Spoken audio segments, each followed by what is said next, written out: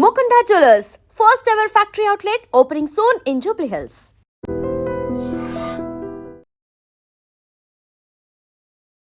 బంగ్లాదేశ్లో మైమెన్సింగ్ పట్టణంలోని ఓ బట్టల ఫ్యాక్టరీలో కార్మికుడిగా పనిచేస్తున్న 27 ఏళ్ల దాస్ డిసెంబర్ 16వ తేదీన దారుణ హత్యకు గురైంది. కంపెనీ ఆవరణలోనే అంటే బయటే మతోన్మాద మూక ఆయన్ను అతి దారుణంగా కొట్టి చంపేసింది.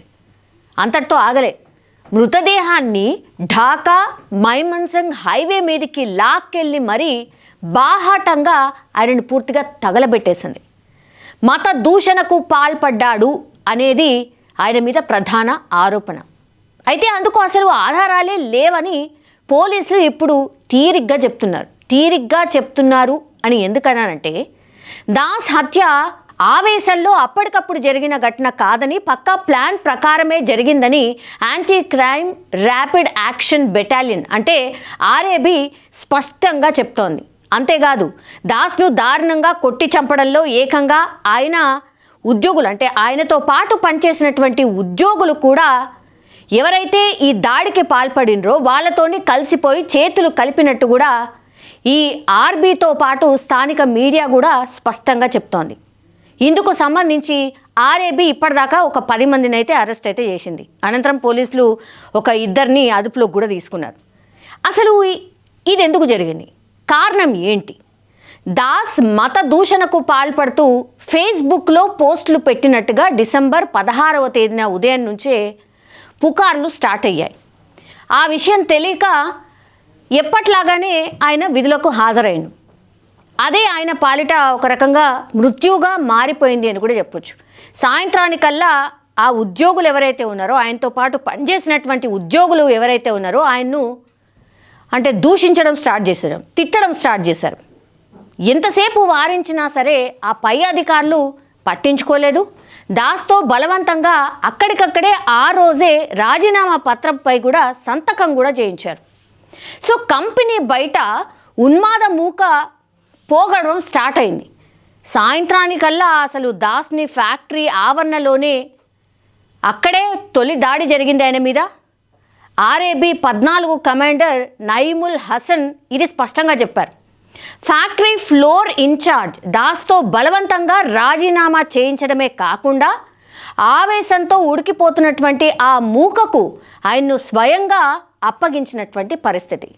రాత్రి 8:30 ప్రాంతంలో సరిగ్గా తర్వాతి షిఫ్ట్ కార్మికులు ఒక చిన్న గేట్ నుంచి లోపలికి వస్తున్నటువంటి టైంలో బయట ఎవరైతే ఆ మూక కనిపించారో వాళ్ళందరూ అంటే చూస్తుండగానే దాస్ను బలవంతంగా లాక్కెళ్ళి ఫ్యాక్టరీ మెయిన్ గేట్ దగ్గర ఉన్నటువంటి సెక్యూరిటీ రూమ్లో ఉంచారు. వెంటనే ఏమైంది, ఈ మూక లోపలికి ప్రవేశించింది, దాస్ను బయటకి లాక్కెళ్ళింది. నిమిషాల వ్యవధిలోనే అసలు ఆయన మీద విచక్షణారహితంగా కొట్టి చంపేసింది మిగతా కార్మికుల కళ్ళ ఎదుటనే. దాస్ ఎవరైతే మిగతా ఉద్యోగులు ఉన్నారో దాస్తో పనిచేసినటువంటి వాళ్ళు, వారితో చేతులు కలపడం ఇక్కడ ఒక విషాదంగా చెప్పొచ్చు మనం. ఇంత ఉద్రిక్తత జరుగుతున్న రాత్రి 8 గంటల దాకా కూడా ఫ్యాక్టరీ బాధ్యులు తమకు కనీసం ఫోన్ కూడా చేయలేదు. సకాలంలో ఒక్క ఫోన్ కాల్ చేసుంటే దాస్ బతికేవాడు అని చాలామంది చెప్తున్నారు. ఫోన్ రాగానే మేము హుటాహుటిన బయలుదేరినా కూడా కిలోమీటర్ల కొద్దీ విపరీతంగా అక్కడ ట్రాఫిక్ జామ్ అయిపోయింది. సకాలంలో మేము ఘటనా స్థలానికి చేరుకోలేకపోయాం, మేము వెళ్ళేసరికి అంతా అయిపోయింది అన్నటువంటి మాట పోలీసులు అయితే చెప్తున్నారు. దాస్ హత్య తర్వాత ఈ ఫ్యాక్టరీ తప్పేమీ లేదని ఒక సీనియర్ మేనేజర్ షకీబ్ మహమ్మద్ బుకాయించే ప్రయత్నం చేసిండు. ఇప్పుడు ఈ ఉద్యోగులు ఎవరైతే ఉన్నారో కొందరు సాయంత్రానికల్లా దాస్కు వ్యతిరేకంగా నిరసనలకు దిగారంటూ కూడా వాస్తవాన్ని చెప్పకనే చెప్పారు. అంతేకాదు, దాస్ దైవ దూషణకు అంటే దేవుణ్ణి దూషించాడు అనేటువంటిది అసలు రుజువే లేదు, ఎట్లాంటి రుజువే లేదు, మాకు దొరకలేదు అని కూడా వీళ్ళు అంగీకరించారు. సో మూకను శాంతింపజేయడానికి దాస్తో ఉత్తుత్తి రాజీనామా చేయించాము అన్నటువంటి మాట చెప్పాడు. కానీ ఆ చర్యతో మూక కాదు కదా, అక్కడ సహోద్యోగులు కూడా శాంతించలేదు. ఎందుకంటే హంతకుల్లో తమ ఉద్యోగులు కూడా ఉన్నట్టుగా పరోక్షంగా చెప్పకనే చెప్తున్నారు. ఇప్పుడు ఈ బంగ్లాదేశ్లో హిందూ కార్మికుడు దీపు చంద్ర దాస్ను అల్లరి మూకలు కొట్టి చంపడం పట్ల ఇప్పుడు విశ్వ హిందూ పరిషత్ అంటే విహెచ్పి బజరంగ్ దళ్ తీవ్ర ఆగ్రహాన్ని వ్యక్తం చేసింది. ఈ మారణకాండను ఖండించడంతో పాటుగా నిందితులు ఎవరైతే ఉన్నారో వాళ్లను కఠినంగా శిక్షించాలి అని డిమాండ్ చేస్తూ ఢిల్లీలోనే బంగ్లాదేశ్ హై కమిషన్ను ముట్టడించేందుకు ఒక ప్రయత్నం కూడా చేసింది. వందలాది మంది కార్యకర్తలు కాషాయ జెండాలు పట్టుకొని బంగ్లాదేశ్కు వ్యతిరేకంగా నినాదాలు కూడా చేశారు. బ్యారికేడ్లను దాటుకొని ముందుకు దూసుకొచ్చే ప్రయత్నం కూడా చేశారు. కార్యకర్తలను పోలీసులు పూర్తి స్థాయిలో అడ్డుకున్నారు. సో ఇరు వర్గాల మధ్య జరిగినటువంటి ఘర్షణ తీవ్ర ఉద్రిక్తతకు దారితీసింది. హిందూ సంస్థలు ఆందోళనకు పిలుపు ఇవ్వడంతో ఇప్పుడు పోలీసులు ముందు జాగ్రత్త చర్యగా బంగ్లాదేశ్ హై కమిషన్ చుట్టూ పటిష్టమైన బందోబస్తును కూడా ఏర్పాటు చేశారు. 7 అంచెల బ్యారికేడ్లు అక్కడ పెట్టారు. పారామిలిటరీ బలగాలను కూడా మోహరించారు. ప్రజా రవాణా సంస్థ బస్సులను సైతం కూడా అక్కడ పూర్తిగా నిలిపివేసినటువంటి సిచ్యువేషన్. హై కమిషన్కు 800 మీటర్ల దూరంలోనే నిరసనకారులను అడ్డుకున్నారు పోలీసులు. సో యువ నాయకుడు షరీఫ్ ఉస్మాన్ హదీ హత్య పట్ల బంగ్లాదేశ్లో పెద్ద ఎత్తున హింసాకాండ చోటు చేసుకున్న సంగతి మనందరికీ తెలిసిందే. ఈ బంగ్లాదేశ్లోని మైమెన్సింగ్ సిటీలో ఈ వస్త్రాల పరిశ్రమలో పనిచేసే దీపు చంద్ర దాస్ కేవలం 25 సంవత్సరాలు మాత్రమే. ఈ నెల 18న దుండగులు పూర్తి స్థాయిలో కొట్టి చంపేసినటువంటి పరిస్థితి. మృతదేహాన్ని దహనం కూడా చేసేశారు. దైవ దూషణకు పాల్పడినందుకే దీపు చంద్ర దాస్ను శిక్షించినట్టుగా ఇప్పుడు ఎవరైతే ఈ హత్యాకాండ చేసిరో వాళ్ళు చెప్తున్నారు. ఈ ఘటన ప్రపంచవ్యాప్తంగా ఇప్పుడు సంచలనంగా మారింది. హిందూ కార్మికుడి హత్యను చాలా దేశాలు ఖండించాయి. భారత్లోనూ ఆగ్రహావేశాలు వ్యక్తమయ్యాయి. బంగ్లాదేశ్లో మైనార్టీలపై విచ్చలవిడిగా దాడులు జరుగుతున్నా కూడా అక్కడి ప్రభుత్వం పట్టించుకోవట్లేదు అని విహెచ్పి బజరంగ్ దళ్ కార్యకర్తలు తీవ్ర స్థాయిలో ఆరోపిస్తున్నారు. బ్యానర్లు ప్లకార్డులు ప్రదర్శిస్తూ బంగ్లాదేశ్ సర్కార్ తీరును ఖండిస్తూ ఉన్నారు. దీపు చంద్ర దాస్ను పొట్టన పెట్టుకున్నటువంటి ఈ ముష్కర్లను కఠినంగా శిక్షించాలని డిమాండ్ చేస్తున్నారు.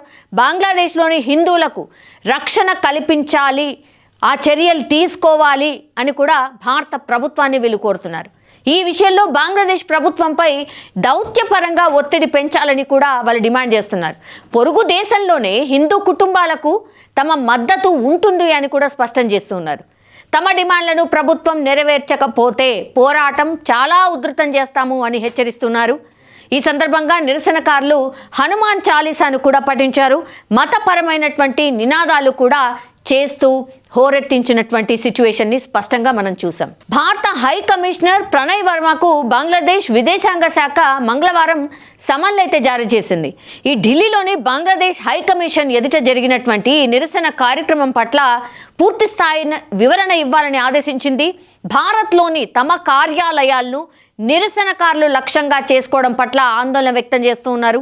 ఇలాంటి ఘటనలు ఇరు దేశాల మధ్య దౌత్య సంబంధాలు అంటే ఫ్రెండ్షిప్కి సంబంధించిన సంబంధాలు ఏవైతే ఉన్నాయో అవి దెబ్బతీస్తాయని కూడా చెప్తున్నారు. ప్రణయ్ వర్మకు సమన్లు జారీ చేయడం 10 రోజుల్లో ఇది రెండోసారి కావడం కూడా ఇక్కడ స్పష్టంగా మనం గమనించే అంశం. సో బంగ్లాదేశ్లో ఇప్పుడు హిందువులపై దాడులు కొనసాగుతూనే ఉన్నాయి. తాజాగా ఇప్పుడు చట్టోగ్రామ్లో హిందూ కుటుంబం ఇంటికి గుర్తు తెలియనటువంటి వ్యక్తులు నిప్పంటించారు. ఈ ఇంట్లో జయంతి సంఘ అట్లాగే బాబు సుఖశీల్ కుటుంబాలు నివసిస్తూ ఉంటాయి. దుండగులు ఈ దుశ్చర్యలకు ఇల్లు చాలా వరకు పూర్తిగా ధ్వంసమైపోయింది, దహనమైపోయింది. ఇంట్లోని వస్తువులని కూడా కాలిపోయిన పరిస్థితి. పెంపుడు కుక్కలు ఏవైతే ఉంటాయో అవి కూడా మరణించినటువంటి సిచ్యువేషన్. హిందువులను హెచ్చరిస్తూ దుండగులు ఓ బ్యానర్ కూడా ఏర్పాటు చేసిండ్రు. ఇస్లామిక్ వ్యతిరేక కార్యకలాపాలు వెంటనే ఆపకపోతే తీవ్ర పరిణామాలు ఉంటాయని కూడా అందులో హెచ్చరించినటువంటి పరిస్థితి. బంగ్లాదేశ్లో మైనార్టీలైనటువంటి హిందువులపై జరుగుతున్న ఈ దాడులను వ్యతిరేకిస్తూ పశ్చిమ బెంగాల్ రాజధాని కోల్కతాలోనూ నిరసన కార్యక్రమాలు జరిగాయి. వందలాది మంది హిందూ సంఘాలు సభ్యులు బోంగియా జాగరణ్ మంచ్ ఆధ్వర్యంలో ఈ నగరంలోని బంగ్లాదేశ్ డిప్యూటీ హై కమిషన్ వరకు ర్యాలీ నిర్వహించారు. పోలీసులు వారిని అడ్డుకోవడంతో అక్కడ కూడా ఉద్రిక్త వాతావరణం జరిగింది. నిరసనకారులను చెదరగొట్టడానికి లాఠీచార్జ్ చేశారు. 12 మందిని అదుపులోకి కూడా తీసుకున్నారు. ఈ ఘర్షణలో పలువురు నిరసనకారులు అట్లాగే పోలీసులకు కూడా గాయాలయ్యాయి. ఇక దేశవ్యాప్తంగా అయితే పలు ప్రాంతాల్లో నిరసన కార్యక్రమాలు జరుగుతూనే ఉన్నాయి. ఇక బంగ్లాదేశ్ ప్రస్తుతం హింసతో అట్టుడుకుపోతున్నటువంటి సిచ్యువేషన్. ఇటీవల అక్కడ రాడికల్ నేత ఉస్మాన్ హదీ మరణంతో అక్కడ మతతత్వ శక్తులు ఆ దేశంలోని హిందువులే టార్గెట్గా ప్రస్తుతం అయితే దాడులు చేస్తూ ఉన్నాయి. ఈ నేపథ్యంలోనే ఇటీవలే హత్యకు గురైనటువంటి ఉస్మాన్ హదీ సోదరుడు అక్కడి ప్రభుత్వంపై సంచలన వ్యాఖ్యలు చేశారు. ఫిబ్రవరిలో జరిగే ఎన్నికలను పక్కదోవ పట్టించేందుకే యూనస్ ప్రభుత్వమే ఉస్మాన్ని హత్య చేయించిందని భయంకరమైన ఆరోపణ చేశారు. బంగ్లాదేశ్లో హిందువులపై జరుగుతున్నటువంటి ఈ దాళ్లపై ప్రస్తుతం అయితే దేశవ్యాప్త చర్చ నడుస్తోంది. స్టూడెంట్ లీడర్ ఉస్మాన్ హదీ మరణం తర్వాత అయితే ఆ దేశంలో మతతత్వ శక్తులు భారత్పై పగ పెంచుకున్నటువంటి సిచ్యువేషన్ స్పష్టంగా కనిపిస్తోంది. అందుకే ఇక్కడ నివసిస్తున్నటువంటి దీపు చంద్ర దాస్ అనే హిందూ యువకుణ్ణి అక్కడి అల్లరి మూకలు తీవ్రంగా కొట్టి చంపేసినటువంటి సిచ్యువేషన్. సో మరో హిందూ కుటుంబపై దాడి చేయగా వారు త్రుటిలో తప్పించుకున్నారు. ఈ ఘటనతో ఇప్పుడు భారత్లో నిరసనలు మిన్నంటుతున్న పరిస్థితి. ఢిల్లీలోని బంగ్లాదేశ్ విదేశాంగ కార్యాలయాన్ని కూడా విహెచ్పి ఆధ్వర్యంలో ముట్టడించినటువంటి సిచ్యువేషన్ స్పష్టంగా కనిపిస్తోంది. ఇటీవల జరిగినటువంటి ఉస్మాన్ హదీ హత్యపై ఆయన తమ్ముడు ఒమర్ హదీ సంచలన ఆరోపణలు చేస్తున్నారు. ఏంటి అంటే బంగ్లాదేశ్ ప్రభుత్వమే ఎలక్షన్లని తప్పుదారి పట్టించాలనే ఉద్దేశంతోనే ఉస్మాన్ హదీని హత్య చేయించిందని వాళ్ళు ఆరోపిస్తున్నారు. బంగ్లాదేశ్లోని షాబాద్లో ఉస్మాన్ మృతి సంతాపంగా ఒక ర్యాలీ కూడా నిర్వహించారు. అందులో అతని సోదరుడు ఇలా మాట్లాడిండు, మీరే ఉస్మాన్ హదీని చంపించారు, ఇప్పుడు అతని చావు పేరుతో ఎన్నికలకు ఇబ్బందులు కలిగించే ప్రయత్నం చేస్తున్నారు, నా సోదరుడు ఎన్నికలు జరగాలని కోరుకున్నాడు, ఆయన నిర్ణయాన్ని గౌరవించి ఎన్నికలకు ఎటువంటి ఇబ్బందులు కలగకుండా చూడాలి అని ఒమర్ కోరుతున్నటువంటి సిచ్యువేషన్. ఉస్మాన్ హదీ విదేశాంగ శక్తులకు తలొగ్గడానికి నిరాకరించాడు, అందుకే ఆయన్ను కుట్ర పన్ని హత్య చేయించారు, అతని చావుకు కారణమైన వారు ఏదో ఒక రోజు దేశాన్ని వదిలి పారిపోవాల్సి వస్తుంది అని కూడా హెచ్చరిస్తూ ఉన్నారు. ఉస్మాన్ హదీని హత్య చేసిన వారిని గుర్తించడానికైతే ప్రభుత్వం 30 రోజుల గడువు ఇస్తున్నామని, అంతలోపు వారిని అరెస్ట్ చేయకపోతే మాత్రం బంగ్లా వ్యాప్తంగా తీవ్ర నిరసనలు చేపడతామని కూడా అక్కడి నాయకుడు యూనస్ ప్రభుత్వాన్ని అల్టిమేటం జారీ చేసినటువంటి సిచ్యువేషన్ అయితే కనిపిస్తోంది.